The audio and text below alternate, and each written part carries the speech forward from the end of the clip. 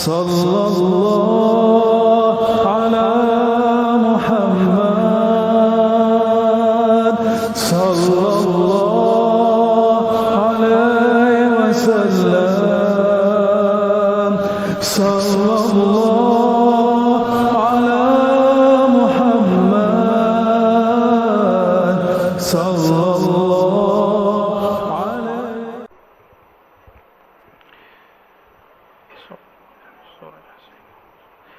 Assalamualaikum warahmatullahi wabarakatuh.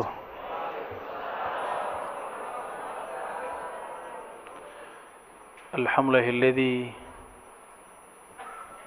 bini'matihi abadnahu wa arafnahu wa nashhadu an la ilaha illallah wa nashhadu anna Muhammadan abduhu wa rasuluh.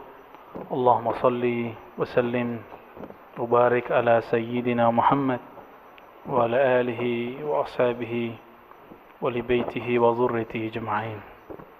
Amma ba'd. Baik Bapak Ibu, saudara-saudariku yang bukan Allah, insyaallah ini materi baru dari kitab yang jarang dibahas, tapi sebenarnya ini adalah kitab yang ditulis di zaman terdahulu yang sering disebut dalam bahasa Arabnya di zaman salafus saleh. Di zaman apa? Salafus saleh. Namun kadang-kadang salafus saleh ini sering diartikan berbeda.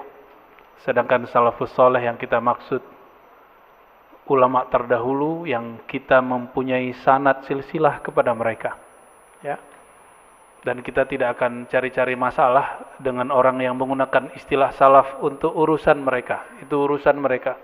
Kita punya istilah sendiri yang berbeda dengan mereka, dan kita nggak perlu berjidal, berdebat lagi. Ya.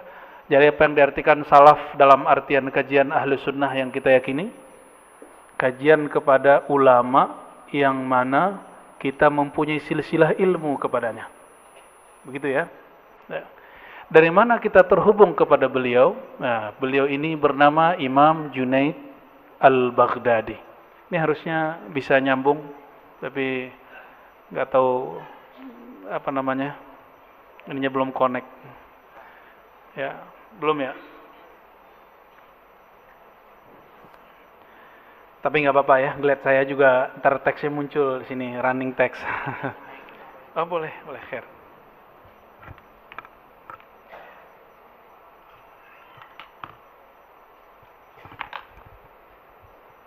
Nah, silakan Ustaz.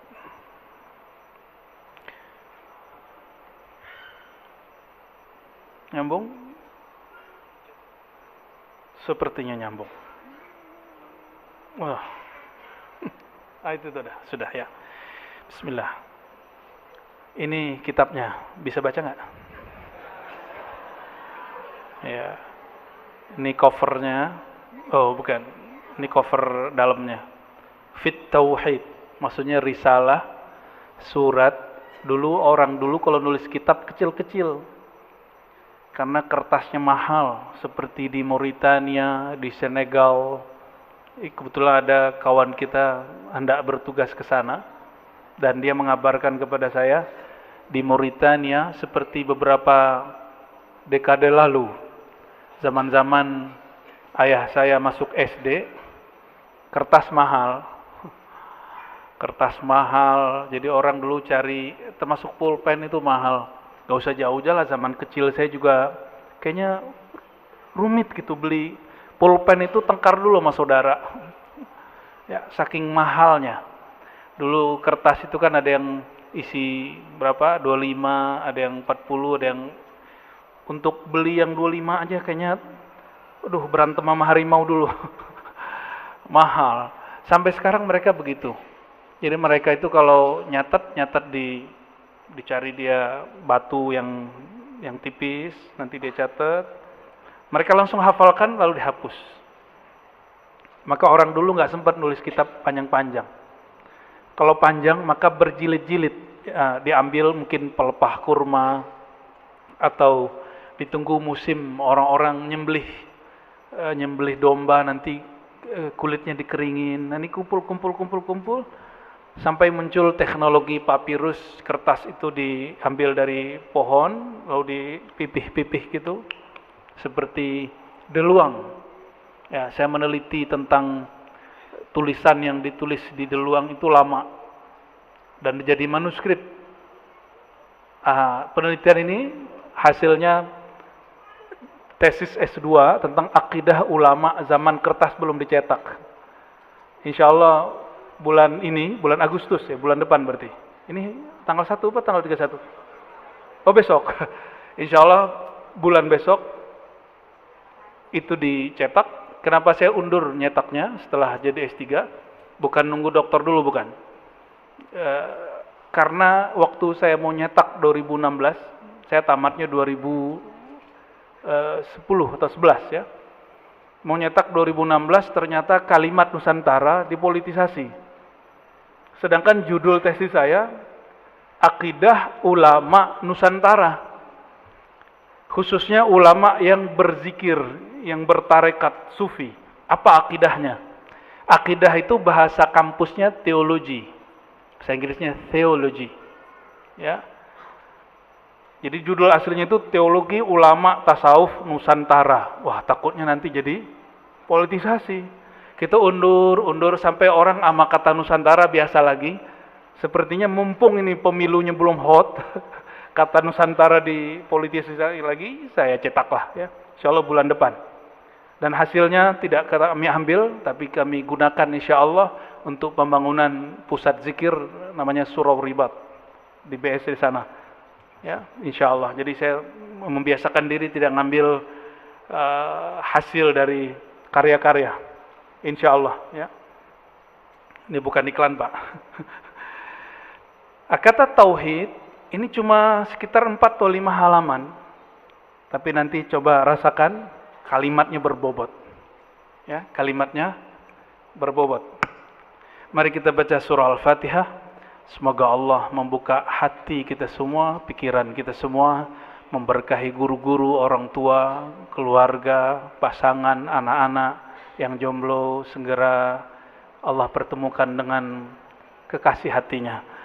Yang belum faham, semoga Allah berikan kefahaman. Yang hatinya keras, semoga dilembutkan. Yang sudah lembut, semoga Allah istiqomahkan. Al-Fatihah. Bismillahirrahmanirrahim. Siratal ladzina an'amta 'alaihim waladdallin. Amin. Bismillahirrahmanirrahim. Bisanadina, dengan sanad kita yang bersambung kepada Imam Al-Junaid Al-Baghdadi, qala fit tauhid. Nah, sebelumnya apakah yang dimaksud kata tauhid menurut Imam Junaid? Oh maaf, siapakah Imam Junaid? Itu dulu ya. Sedikit tentang Imam Junaid. Al-Junaid itu secara harfiah berarti tentara kecil. Tapi orang ini besar. Imam Junaid ini lahir sekitar 220-an Hijriah. Tahun berapa? Sekitar 220-an Hijriah. 220-an. Nah, ini hannya itu nggak ketahuan karena dulu belum ada Dukcapil. Jadi nggak bisa ngecek, Pak. Nggak bisa ngecek online, nggak bisa. Wafatnya sekitar 297. Berapa umurnya? 77. Oke. Imam Junaid ini punya guru dia. Jadi selevel imam punya guru. Masa orang Indonesia nggak mau berguru? Ya. Imam Junaid, pakai kita J, punya guru banyak sekali. Tapi yang masyhur itu namanya Imam Abu Thawr. Abu Thawr. Ya. Abu Thawr ini saya teliti, siapa nih orang? Kok Imam Junaid jadi hebat? Ternyata beliau ini murid Imam Syafi'i. Murid siapa? Tapi sebelum dia menjadi murid Imam Syafi'i, dia ini murid dari Imam Abu Yusuf dan Muhammad ibn Hasan Syaibani yang merupakan pengganti penerus Imam Abu Hanifah yang kita sebut mazhab Hanafi. Nyambung? Berarti Imam Abu Thawr ini di dalam dirinya ada dua ilmu. Ilmu Imam Abu Hanifah, Hanafi, ada ilmu Imam Syafi'i. Luar biasa nggak? Oke. Ini untuk ilmu fiqih dan ilmu aqidah. Karena Imam Abu Hanifah ini tidak hanya imam ahli fiqih, dia juga ahli aqidah. Ada Fiqhul Akbar, kita kajiannya insyaallah tanggal berapa itu ya? Tanggal 6 di Cinere. Saya biasanya kalau nggak keluar kota, kita buat kajian di Puri Cinere. Kajian kitab aqidah Imam Abu Hanifah. Jadi saya fokus untuk kitab aqidah, fikih, hadis. Itu semua karya ulama-ulama yang terhubung dengan ulama salaf. Atau mereka tokoh salafus soleh. Ya, tokoh apa? Salafus soleh. Kita nggak usah klaim-klaim, tapi kita langsung aja praktek. Praktek merujuk, mengkaji kitab-kitab mereka. Dan ini salah satunya. Kenapa kitab ini saya pilih? Karena kitab ini sebelum Imam Asy'ari masyhur. Karena beliaulah guru Imam Asy'ari. Ya, tidak ada perdebatan, kamu ikut Asy'ari tidak? Enggak, kita enggak ngomong Asy'ariyah Maturidiyah. Kita ngomong akidah salafus saleh. Salafus saleh yang kita terhubung dengan sanadnya. Ya. Selain Imam Abu Thawr, ini dalam fikih dan akidah, Imam Junaid berguru kepada seorang wali kutub di zamannya. Kutub itu artinya poros, wali yang mana dia pewaris kolbu Rasulullah SAW. Bernama, kalau Arabnya begini, Sariyus Siqti. Sariyus Siqti. Atau Siqti, ada yang baca begitu. Imam Sariyus Siqti ini, dia murid dari Ma'ruf Al-Kharqi, bukan Ma'ruf Amin, itu wapres kita. Sariyus Siqti berguru kepada Ma'ruf Al-Kharqi. Ma'ruf Al-Kharqi berguru kepada Daud At-Ta'i dan juga Al-Ujaimi, dan mereka tersambung kepada Imam Al-Hasan Al-Basri. Al-Hasan Al-Basri murid terbaik Sayyidina Ali. Gitu, nyambung ilmunya ya. Jadi dekat. Sayyidina Ali disebut Babu Madinatin Nabi, Babu Ilmin Nabi, pintu daripada ilmu baginda Rasulullah Sallallahu Alaihi Wasallam. Jadi wajar imam ini kita jadikan rujukan. Wajar ya, kalau saya nggak usah dirujuk. Nanti ke rumah sakit jadinya. Beliau ini sangat layak kita jadikan sebagai rujukan dalam ilmu kita. Dan alhamdulillah kami dengan izin Allah, anugerah dari Allah Ta'ala yang Maha Rahman dan Rahim, terhubung kepada beliau dalam dua hal ilmu. Pertama ilmu aqidah, yang kedua ilmu tariqah, tasawuf. Ilmu aqidah, ilmu tariqah, tasawuf. Berarti tasawuf itu buatan zaman sekarang atau zaman dulu? Sudah ada semenjak zaman salafus saleh. Imam Junaid ini bergelar Sayyidut Ta'ifah. Apa gelarnya?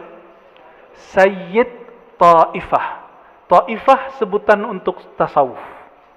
Kelompok tasawuf dulu disebut apa? Dan dulu Buya Hamka sangat kenal tokoh ini, makanya Buya Hamka ini sangat cinta dengan tasawuf, dan beliau mengulis berjilid-jilid tentang tasawuf. Lalu ada artikel setiap keluar, ada satu majalah namanya apa dulu?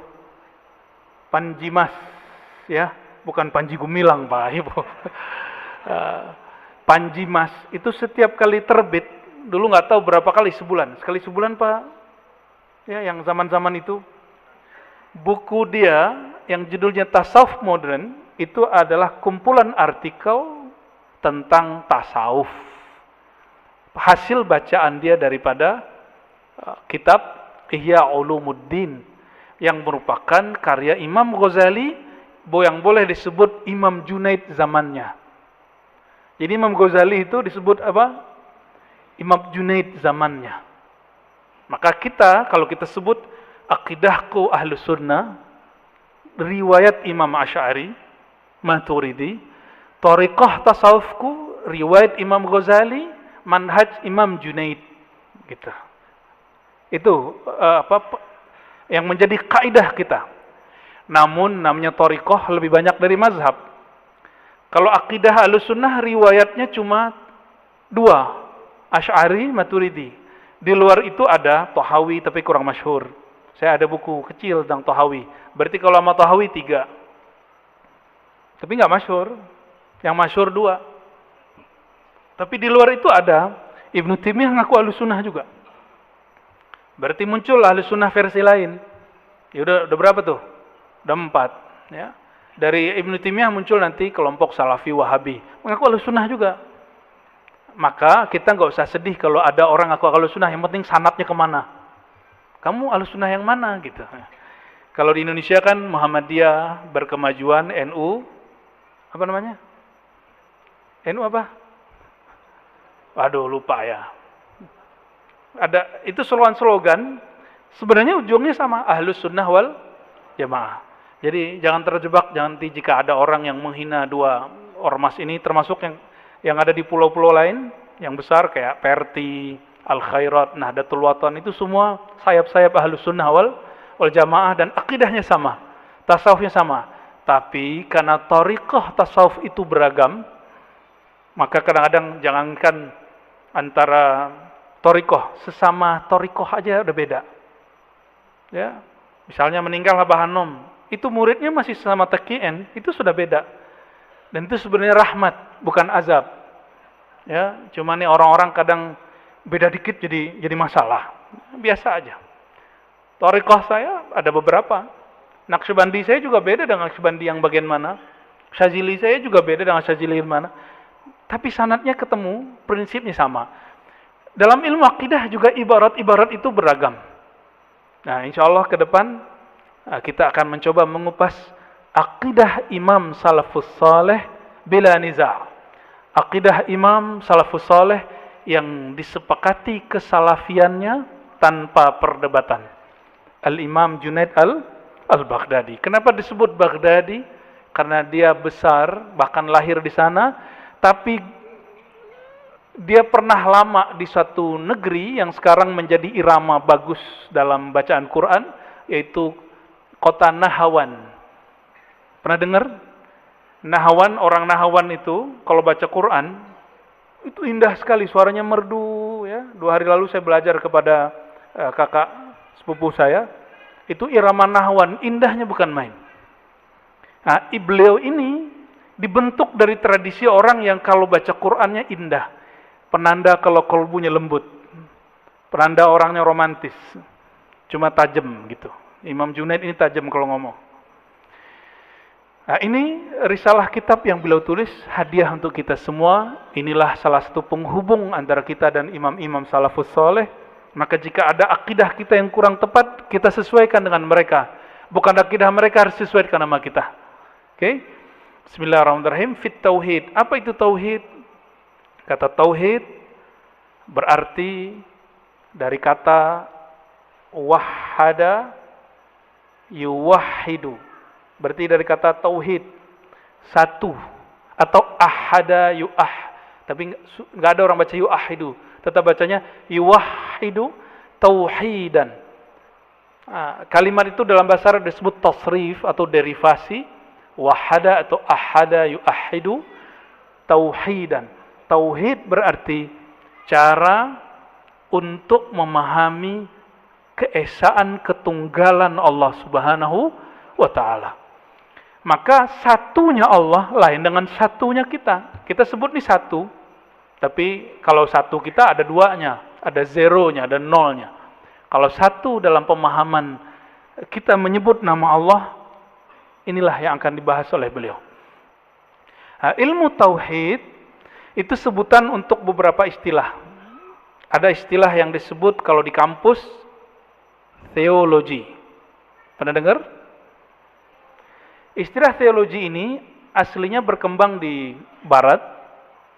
Theos dari bahasa Yunani, theos berarti Tuhan.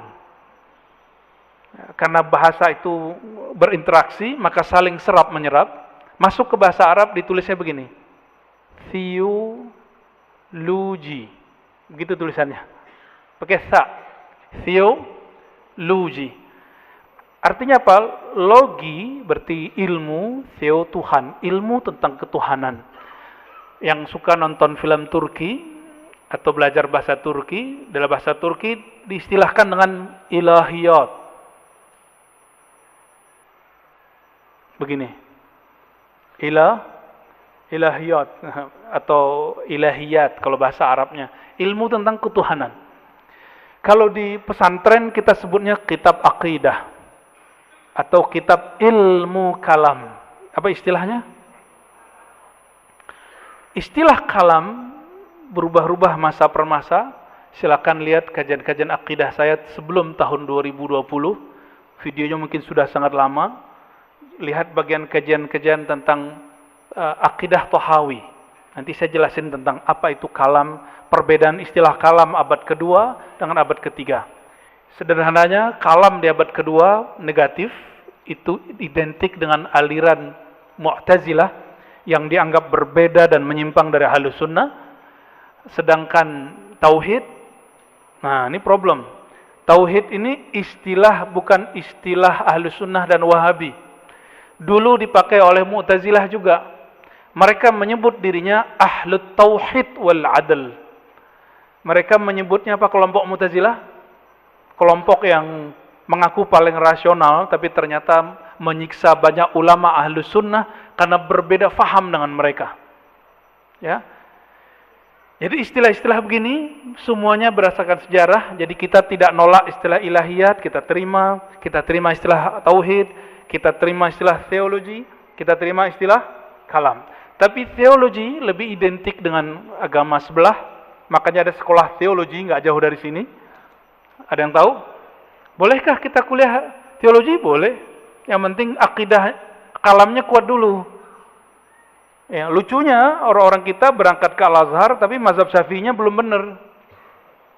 Ya, itu terjadi pada jurusan-jurusan keagamaan yang dulu dibuat oleh Kementerian Agama, MAK atau MAPK, karena tidak mengajarkan satu mazhab yang jelas. Akhirnya teman-teman yang jurusan ini ketika nyampe di sana itu sempat goyang. Itu tanya mereka, ya. Itu mereka sendiri yang ngomong kepada saya, ya.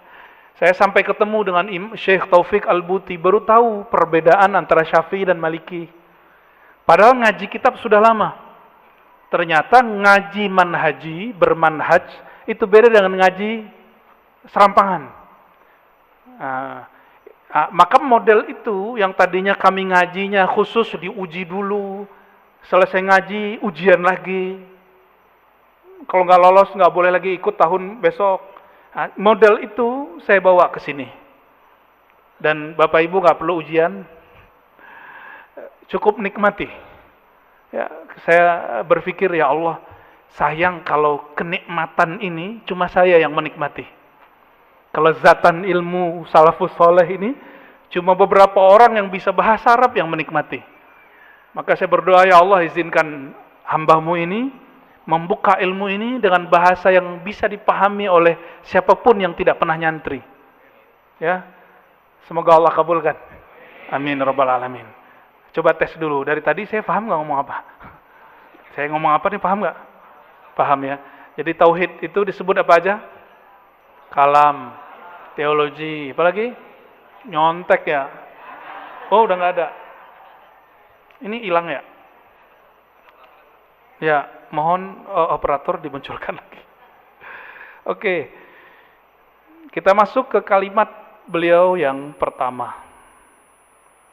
Bisa nadina dengan sanad kita yang bersambung dengan beliau, qala i'lam, ya, ketahuilah. Di sini a'lam, ya. Yang tepat i'lam. Ketahuilah. Perhatikan, ini penting sekali. Inna awwala. Oke, saya zoom dulu ya. Sepertinya ini kecil.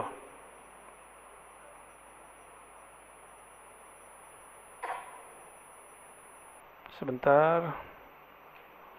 Ribet ya. Nah, ini baru bisa di zoom. I'lam, kecil lagi dia.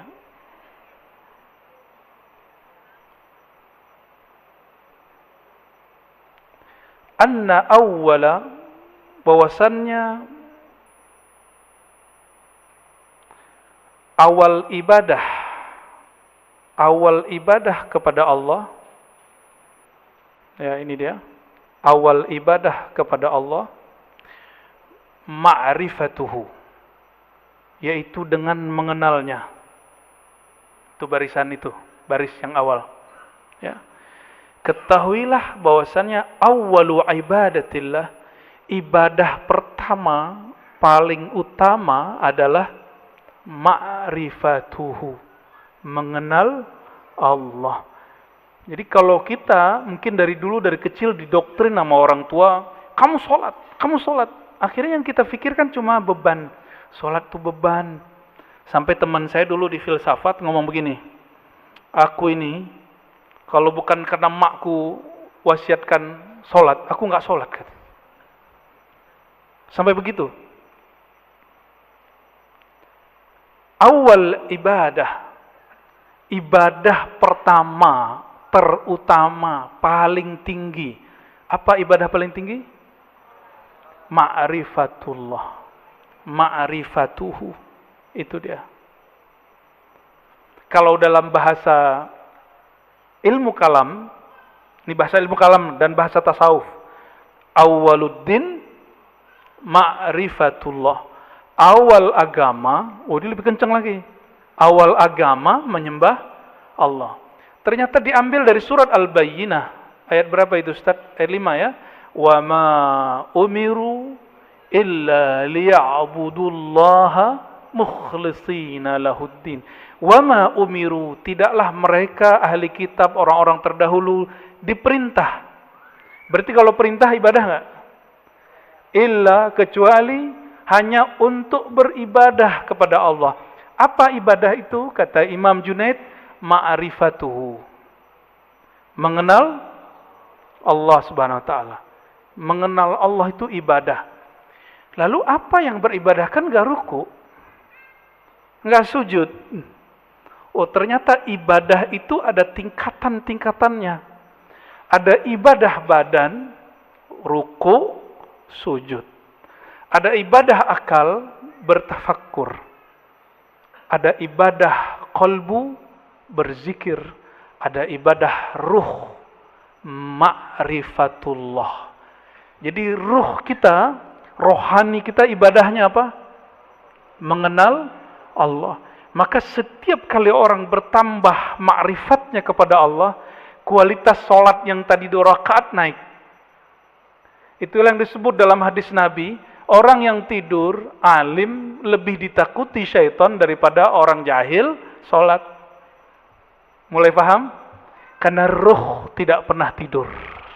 Ingat, ruh tidak pernah, ruh itu hanya terhalang. Dia terhalang oleh cinta dunia, pikiran dunia. Dunia itu ada materi, ada imateri. Materi, duit, rumah, pasangan, anak, apalagi imateri, popularitas, posisi, dihargai, ya, viral, itu dunia. Itu dunia. Orang yang cinta kepada ini, itulah Tuhan dia. Itulah Tuhan dia. Maka tiap hari cek siapa yang nonton saya, siapa yang like, ya, siapa yang share. Untung udah gak punya Facebook. Udah gak punya Facebook. Tapi kalau emang sudah kebutuhan punya begitu, antum ganti perspektifnya. Niatkan untuk menebar kebaikan. Bisa juga boleh, gak apa-apa kok. Ya. Jadi apa awal ibadah? Saya ulangi. Ibadah badan, ruku dan sujud, bentuknya sholat. Ibadah akal, tafakkur. Ibadah qalbu, zikir. Ibadah ruh, ma'rifatullah, mengenal. Kullama zadat ma'rifatul abdi bihi, zadat qimatu ibadatihi. Setiap bertambah ma'rifat seseorang kepada Allah, bertambah tinggilah nilai daripada ibadah dia. Sedekah dia lebih bernilai, ngajarnya lebih tulus. Beda loh Pak, ngajar bayangin honor dengan enggak. Serius. Ngajar kalau bayangin honor itu keganggu. Ngajar bayangin berapa orang yang datang ya. Itu langsung terganggu. Tapi kalau sudah dianggap karena mengajar ilmu ma'rifatullah juga bagian dari ma'rifatullah, maka saya niatkan ini sebagai ibadah rohani saya sendiri. Ya, rohani kita bersama. Ya. Wa aslu. Nah, sekarang masuk ke intinya. Ini yang ditunggu-tunggu kan dari tadi. Wa aslu ma'rifatillah. Aslu bahasa Indonesia asal. Asal. Asal muasal daripada ma'rifatullah, mengenal Allah adalah tauhiduhu, mengesakannya. Itulah rahasianya. Kenapa ayat ini jika dibaca Allah jatuh cinta kepada kita? Qul huwallahu ahad. Katakanlah hai Muhammad, dia Allah itu ahad. Ahad ilmunya disebut tauhid. Ahad ilmunya disebut tauhid. Ilmu tauhid. Ya. Jadi wajar seorang sahabat yang baca ayat ini setiap rakaat. Apa kata Rasulullah SAW? Coba tanya dia, kenapa dia suka? Lalu ditanya kepada orang itu, dia jawab, aku suka ayat ini karena di dalamnya ada nama dan sifat Allah. Lalu Nabi menjawab lagi, sampaikan kepada dia, Allah jatuh cinta kepadanya karena dia cinta kepada sifat Allah. Karena sifat Allah ada pada zat Allah Subhanahu wa ta'ala. Ini bukan alasan hafalan nggak nambah-nambah. Ya udahlah kalau gitu aku kuliah sama kulhu aja deh gitu ya. Nah, itu lain cerita ya. Ilmu mengesakan ini, itulah yang kemudian beragam caranya. Ada yang hanya mengesakan Allah dengan fikirannya. Inilah melahirkan ilmu tauhid, ilmu kalam versi Ustadz Aswaja. Makanya semakin ngaji tauhid ala Aswaja, semakin suka debat, benar nggak? Emang gunanya untuk debat, gunanya untuk keluar, bukan ke dalam. Nah, saya sudah lama mengurangi porsi itu, sesekali pakai juga. Ya. Ketemu yang aneh-aneh, kelompok-kelompok yang masih mencoba bawa-bawa Mu'tazilah, bawa kelompok Rafidhah, kelompok-kelompok Khawarij, ya, baru kita pakai lagi senjata itu. Atau kelompok Mujassimah yang meyakini Allah bertempat, kita pakai lagi, tapi caranya lebih santun, itu aja bedanya. Ya. Karena saya pengalaman, tidak ada orang kembali kepada Aswaja dengan debat. Kebanyakan kembali dengan ilmu qalbu dan akhlak. Jadi orang kembali ke jalan yang sahih, itu bukan dengan debat, kuat-kuatan dalil. Kebanyakan kembali dengan apa? Qalbu dan akhlak. Ya, maka saya mengimbau siapapun yang merasa dirinya ahlu sunnah Aswaja, ayo mulai kajian tauhidnya yang ke dalam.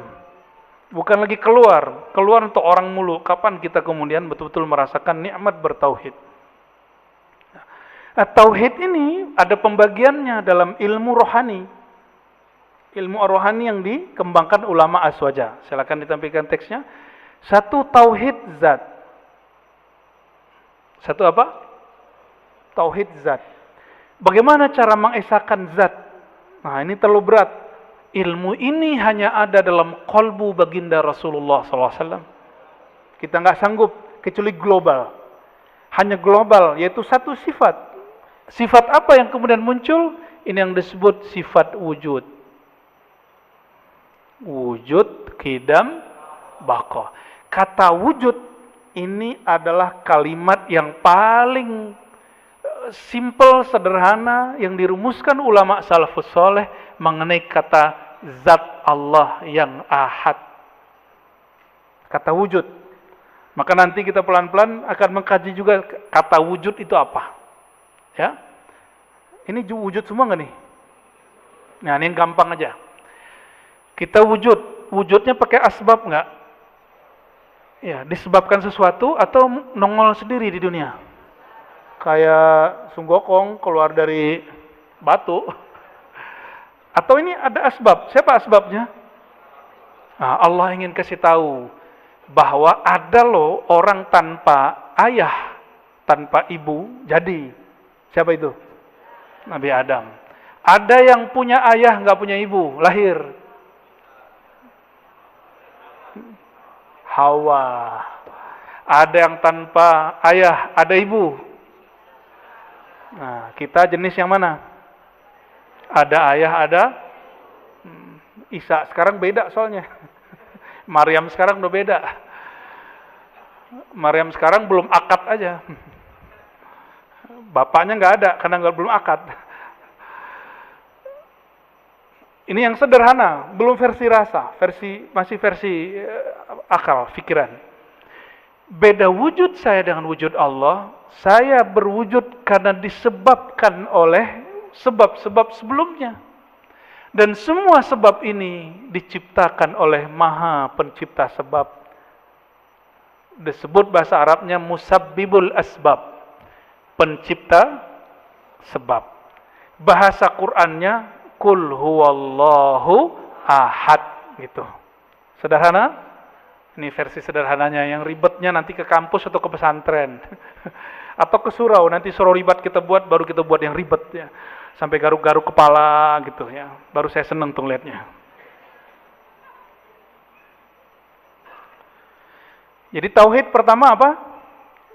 Tauhid zat. Sudah habis? Azan dulu dah. Fadal. Sebentar doang. Allahu Akbar, Allahu Akbar. Allahu Akbar, Allahu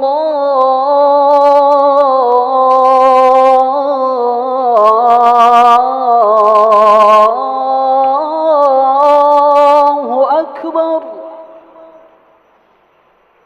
أشهد أن لا إله إلا الله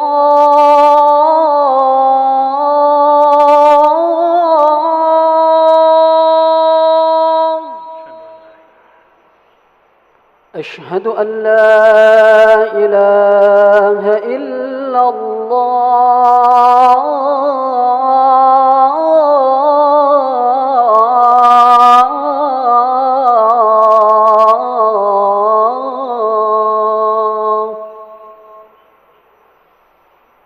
أشهد أن محمدًا رسول الله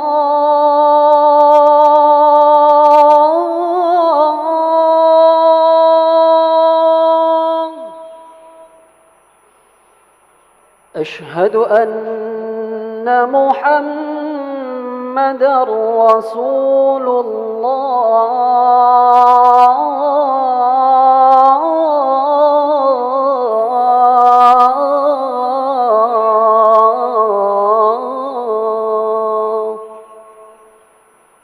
حي على الصلاة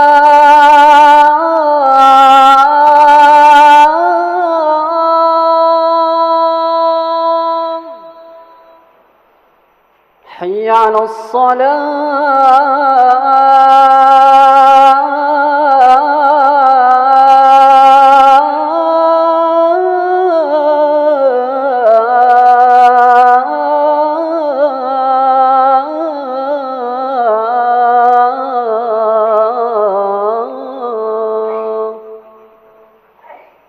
حي على الفلاح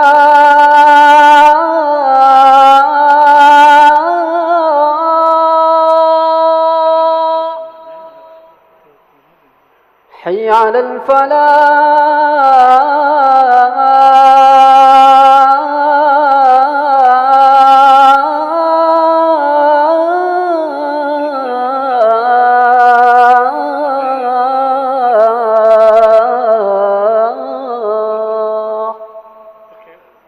الله أكبر الله أكبر لا إله إلا الله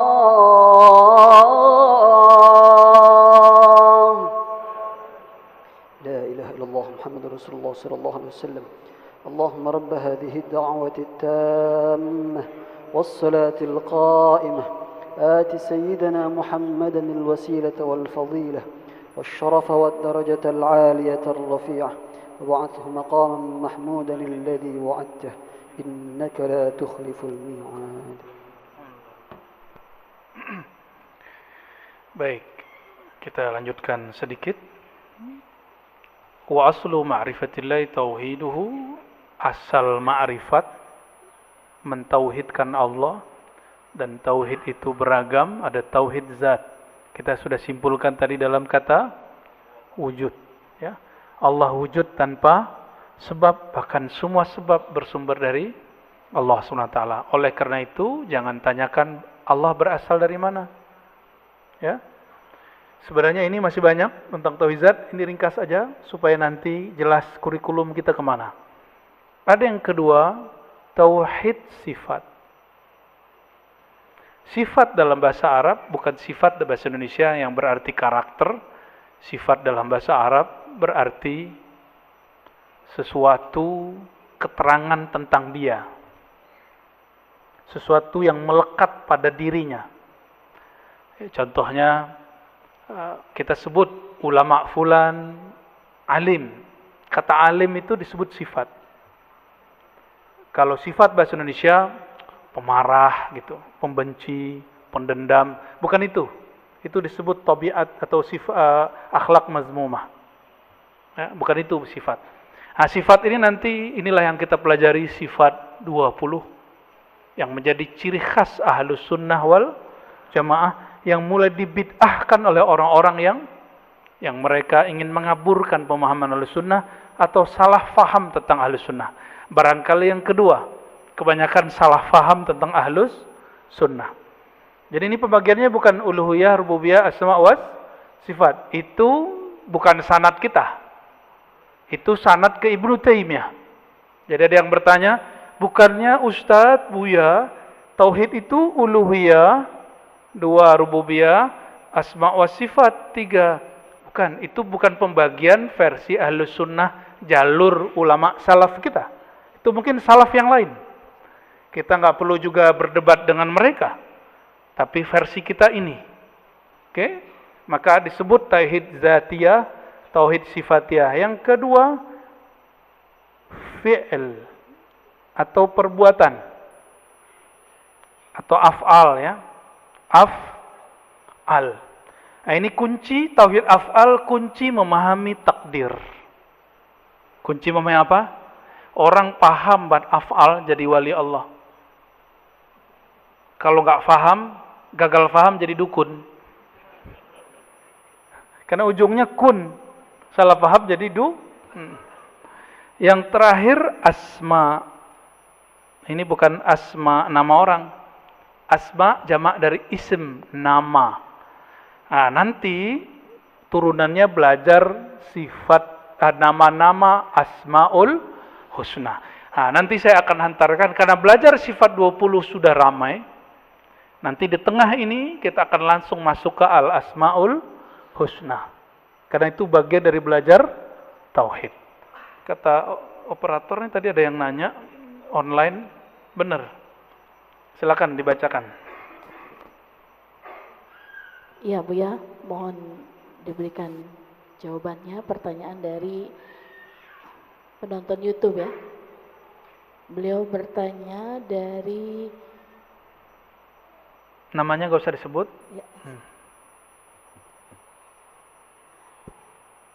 Kalau tidak tahu sanad yang diikuti, hukumnya bagaimana? Oke. Mengetahui sanad atau silsilah ilmu kewajiban saya. Kewajiban orang yang mengajar ilmu. Guru, syaikh. Dan tidak semua ustadz juga tahu sanad. Yang Kalau ustadz itu yang penting dia tahu gurunya siapa. Ilmu sanad ini khusus kajian hadis. Nah, sebenarnya kita ada kajian hadis. Nanti dicarilah hari apa, nanti kita buka, kita pindahkan dulu, pernah berhenti di satu masjid, kajian Sahih Muslim. Ntar kita pindahin ke sini. Insya Allah kapan lah ya.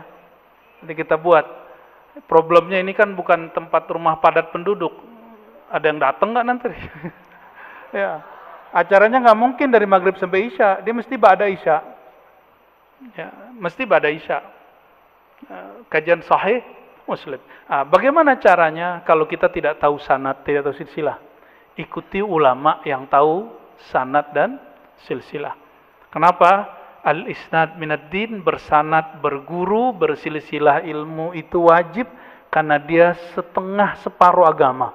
Orang kalau salah berguru, cara beragamanya salah. Agama dia nggak salah, tapi cara dia beragama salah.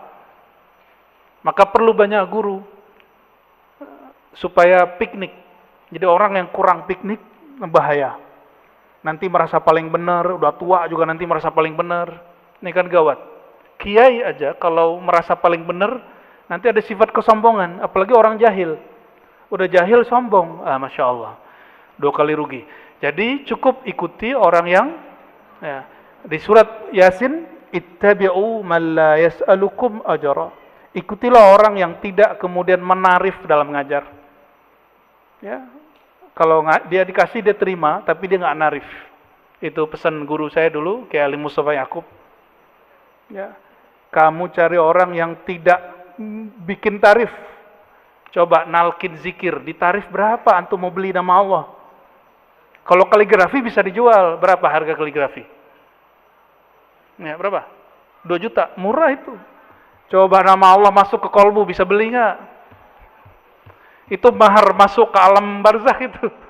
Ya, mahar ketemu Allah itu. Orang mau naik pesawat aja mahal, mau ketemu presidennya sulit, mau ketemu kiai aja susah. Ini mau ketemu Allah, ditalkin oleh guru, mau pakai tarif gimana? Makanya guru kami berpesan dulu, seorang mu'alim, seorang guru, syekh, mursyid, ustadz, di kolbunya harus lebih tinggi sifat rahmah, kasih sayang daripada sifat-sifat yang lain. Rahmah ini menyayangi tanpa batas. Karena sayang diajarkan. Coba kalau karena gengsi, lain cerita. Bapak Ibu yang dimuliakan Allah, maka kesimpulan kajian kita pada malam ini, sore ini, bahwa ibadah tertinggi, ibadah paling awal adalah ma'rifatullah, dan basic ma'rifatullah adalah pada kata ahad, kul huwallahu ahad, dan ahad ada pada 4 macam, zat, sifat, af'al, perbuatan, terakhir asma. Nanti kurikulum kajian kita akan mengikuti pola-pola itu. Insya Allah. Semoga Allah permudah dan Allah rahmati apa yang kita lakukan. Nasallallahu afwa wal afiyah. Allahumma ya Rahman Rahim ya Karim ya Azim. Salli ala Sayyidina Muhammad. Allahumma ya Allah, sampaikan salam kami, rindu kami, cinta kami kepada Nabi Muhammad SAW. Allahumma ya Allah ya Alim ya Alim ya Ahad ya Samad. Yang Allah yang Maha Tahu apa yang hendak kami lakukan, apa yang sedang kami lakukan. Kami ya Allah sedang ingin belajar tentang Engkau, sedang ingin mencapai ibadah tertinggi yaitu mengenal Engkau. Fayassirna wa waffiqna ya Rabbana. Maka mudahkanlah kami mengenal Engkau, mudahkanlah urusan kami dalam mengenal Engkau, mudahkanlah urusan guru-guru kami yang mengajarkan ma'rifatullah, mudahkan urusan semua orang yang hadir yang belajar ma'rifatullah. Allahumma waffiqna li ta'atika. Ya Allah, berhidayahlah kami untuk selalu istiqamah, untuk mentauhidkan Allah, untuk mema'rifatkan Engkau. Ya Allah, tubuh ini selalu bermaksiat, kalbu ini pasti sering lupa, tapi izinkan ya Allah agar rohani kami kembali mengenal Engkau, kembali kepada ya Tuhan nafsul mutmainnah, jiwa yang tenang karena mengenal Engkau. Rabbana atina fid dunya hasanah wa fil akhirati hasanah wa qina adzabannar. Walhamdulillahi rabbil alamin. Subhanakallahumma wa bihamdika asyhadu an la ilaha illa anta astaghfiruka wa atubu ilaik. Assalamualaikum warahmatullahi wabarakatuh. sallallahu ala Muhammad sallallahu alaihi wasallam